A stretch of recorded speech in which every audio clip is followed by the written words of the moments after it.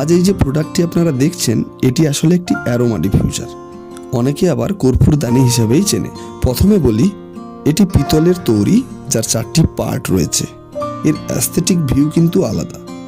সে আপনি বাড়ির যে কোনো কোণে রাখুন, এর সুন্দর ডিজাইন, স্বস্তিক চিহ্নগুলি থেকে ছড়িয়ে পড়া আলোর ছোটা ভীষণ সুন্দর লাগে দেখতে। মূলত এটিকে কর্পূরদানি হিসাবেই ব্যবহার করা হয় ঘরে অথবা মন্দিরে। তবে বাস্তুতন্ত্রের মতে কর্পূরের সুবাস ঘরের নেগেটিভ এনার্জি দূর করে। প্রতিদিন ঘরে কর্পূর জ্বালালে বাড়ির মানুষগুলোর মধ্যেকার সম্পর্ক খুব দৃঢ় হয় আর মনের মধ্যে একটা পজিটিভ এনার্জি বাড়ে।